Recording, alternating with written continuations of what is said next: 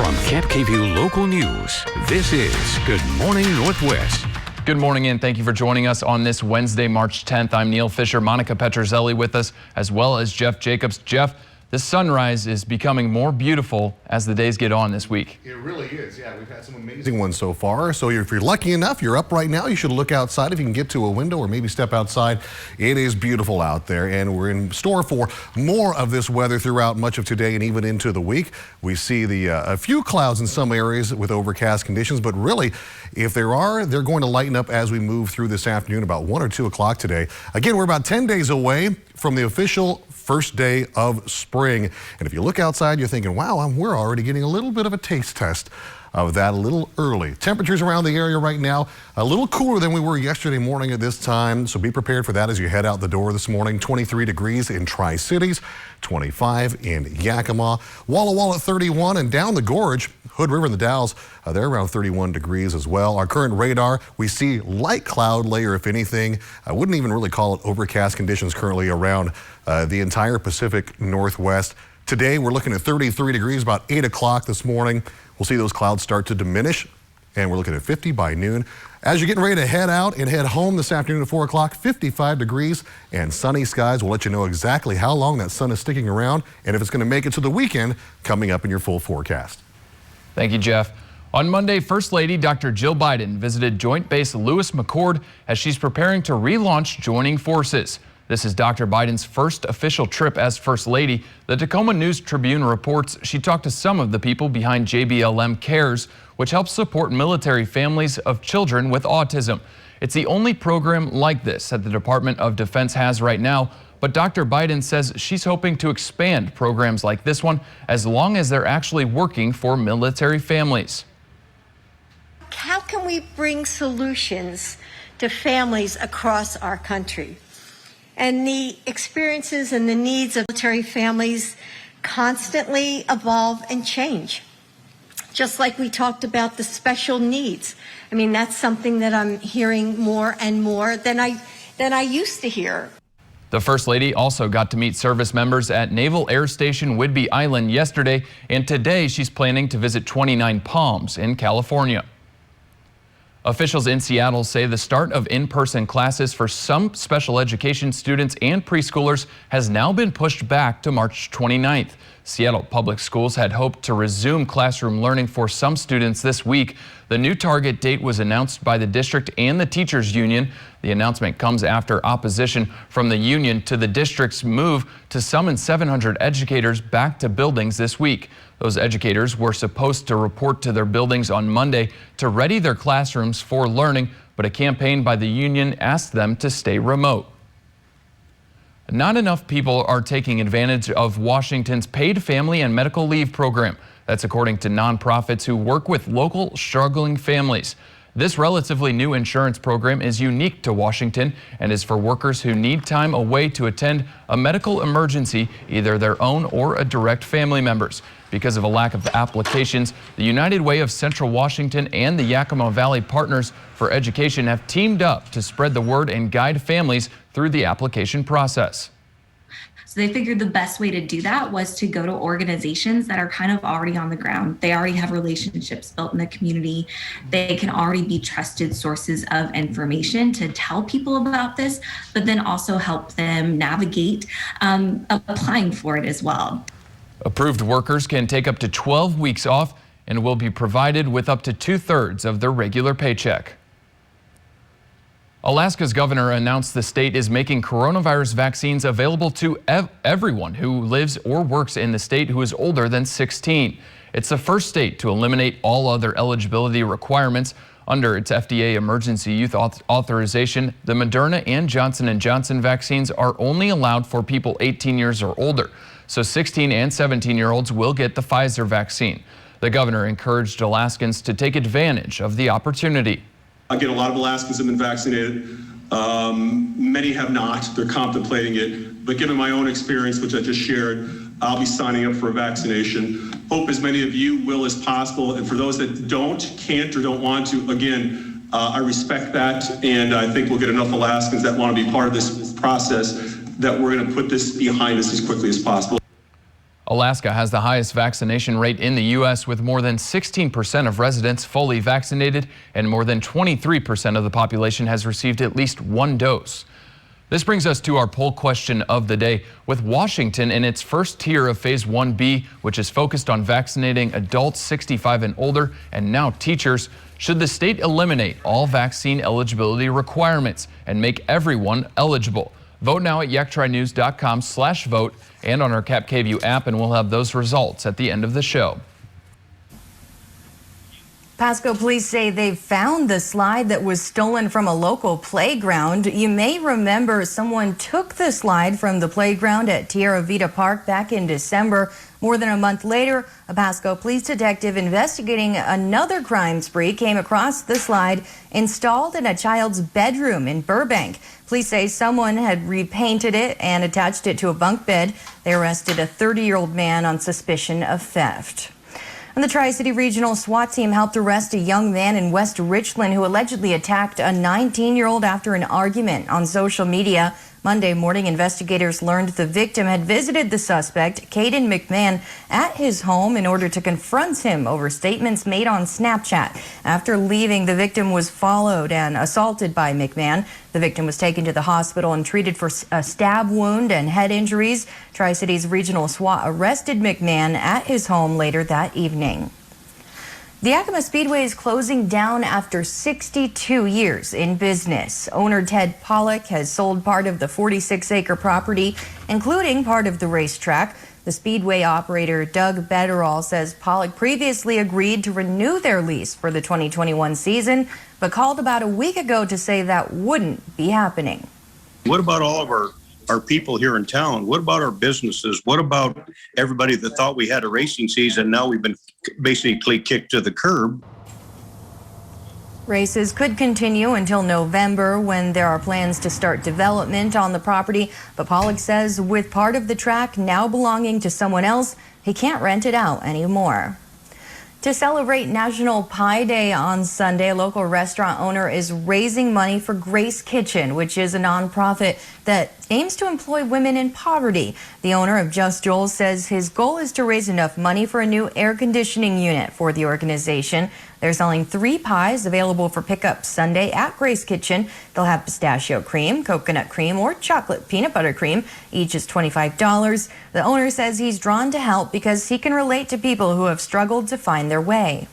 I applaud helping find people, finding who they are, giving their power back, teaching them work ethic, teaching how to be productive members of society. You can place an order on the Just Joel's Facebook page or give the restaurant a call. Watson says he plans to continue accepting orders through the week.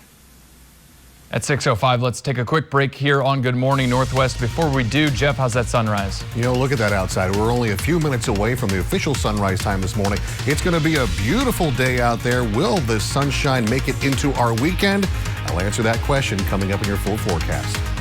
Plus, a new clue in the search for the suspect believed to have planted 2 pipe bombs near the Capitol the night before the January riots. Welcome back to Good Morning Northwest. The FBI has released new security footage of a person placing pipe bombs outside the DNC and RNC headquarters the night before the Capitol riot. Authorities are still seeking information about the unidentified person in the video. The FBI has said the bombs were planted the night before the January 6th insurrection. The new footage shows the masked hooded suspect from multiple angles recorded by several surveillance cameras. The FBI and ATF are offering a $100,000 reward for information leading to the identification of the suspect. And about half of the nearly 5,000 National Guardsmen around the U.S. Capitol will soon be leaving, according to a Defense Department statement released Tuesday evening. More than 2,200 National Guardsmen will still remain on duty there through May 23rd. The decision to reduce nearly half of the support came after a review of the request. Officials considered the potential impact, and Defense Secretary Lloyd Austin approved the request. Coming up next on Good Morning Northwest, after a delay, jury selection started yesterday in the trial of Derek Chauvin, the former Minneapolis police officer charged with the murder of George Floyd. We'll tell you what happened inside the courtroom. Welcome back to Good Morning Northwest. The critical screening of potential jurors in the high-profile trial of Derek Chauvin, the former Minneapolis police officer charged with George Floyd's death, is moving full steam ahead. Camila Bernella is in Minneapolis with the latest. You have been summoned, as you know, as potential jurors in the case of State of Minnesota versus Derek Chauvin, which is a criminal case related to the death of George Floyd. Potential jurors questioned by the court, the state, and the defense. Can you be fair to both sides and set aside any opinions? Yes. So far, 3 jurors have been selected, 2 males that appear to be white in their 20s or 30s, and a woman who appears to be biracial in her 20s or 30s. You will be on this jury. Awesome. In the meantime, you're not an investigator. Do not go out looking. Do not avoid all media to the extent you can. And then we'll see you back here. Some potential jurors saying they're hesitant to be involved. I read in the article, or the information you sent us, that jurors' names will be publicized after the case is done. At some point, yes. I felt, well, if our names are publicized, could we become potential targets for certain organizations? And some dismissed, admitting they already have personal opinions on the case. You would have an opinion about any witnesses that the defense might call, especially if they're police officers. Yeah. I'm going to excuse you from this panel. I think there might be better juries for you to sit on than going to a case of this magnitude. And Chauvin's attorney saying yesterday, quote, "The cause of George Floyd's death is the subject of great controversy. Legal experts say that even if Floyd died due to pre-existing conditions, Chauvin's actions may have accelerated his death. That's something the prosecution would have to prove." A Washington state proposal that would invest more in preventing wildfires is one step closer to becoming law. Lawmakers passed House Bill 1168, sending it on to the state Senate. The plan would put more than $70 million towards more crews and more equipment to fight wildfires before they get out of hand, like the huge blazes we saw this past fall. It would also put funding towards improving forest health and making sure communities at high risk like Leavenworth have the protection they need to avoid falling victim to a devastating fire. Some much needed repairs and projects are coming to the Umatilla Forest. Recently, the USDA Forest Service announced where their $40 million investment will be going in Washington and Oregon. It's all part of the Great American Outdoors Act. 2 projects will be completed this year in the Umatilla National Forest. This includes the Burnt Cabin Trail Bridge replacement on the South Fork or the Walla Walla Trail, and about 33 miles of the Blue Mountain Scenic Byway will be repaired, which is a major portal to the forest. If there's any funding left over, officials will announce those additional projects. Amazon CEO Jeff Bezos plans to spend the $10 billion he invested in the Bezos Earth Fund by 2030. That's according to Andrew Steer, who on Tuesday was named the fund's CEO. Bezos announced plans to step down as Amazon CEO last month to focus on philanthropic and science interest. He cited Steer's decades of experience in climate science and environmental work with the World Resources Institute, which received a grant from the Earth Fund in November. Congratulations, Washingtonians. U.S. News and World Report has once again ranked Washington the best state in the country. Researchers looked at things like healthcare, education, infrastructure, crime, and natural environment. You can see we ranked near the top on education and economy, but not so great on opportunity, partially because Washington is one of the least affordable states in the nation. By the way, Minnesota ranked number 2 overall, and Louisiana took the bottom spot. Now, Cap KVUE First Alert Weather with Jeff Jacobs.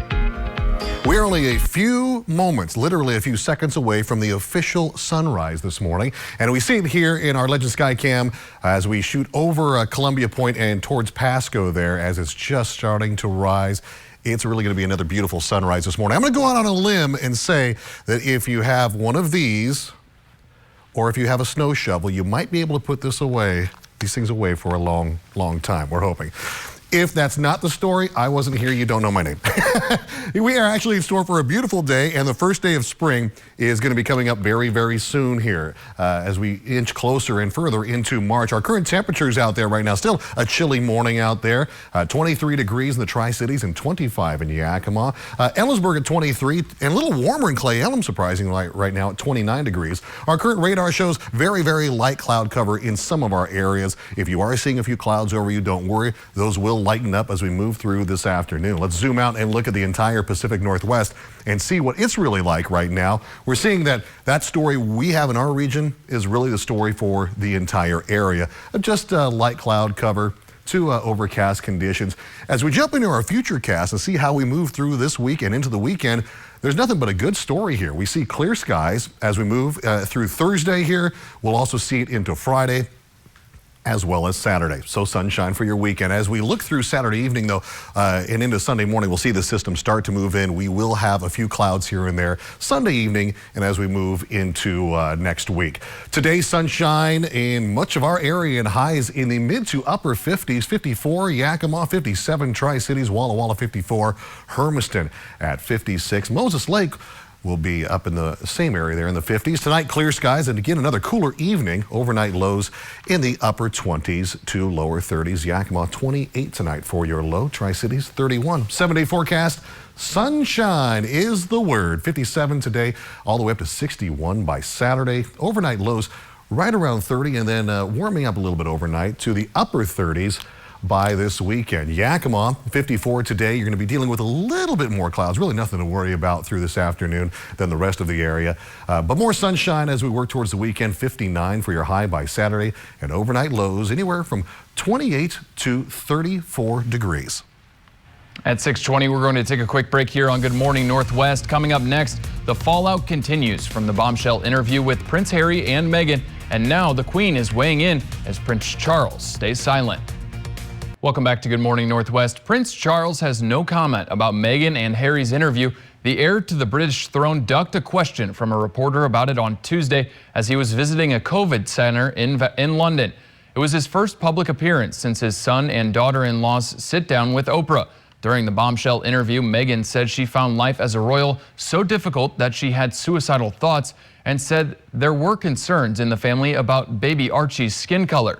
Harry said Prince Charles stopped taking his calls for a while and that he was cut off financially in 2020.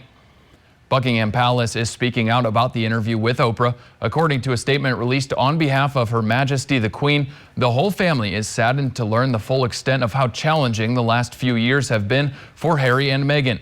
The issue raised, particularly that of race, are concerning. The statement goes on to say Harry, Meghan, and Archie will always be much loved family members. British television personality Piers Morgan is leaving the show Good Morning Britain.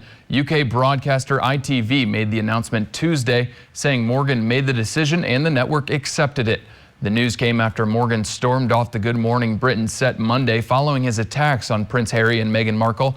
He walked out after being criticized by a co-host for his comments about the Duke and Duchess of Sussex. His comments inspired tens of thousands of complaints about the show and prompted a regulatory body to launch an investigation into Monday's episode.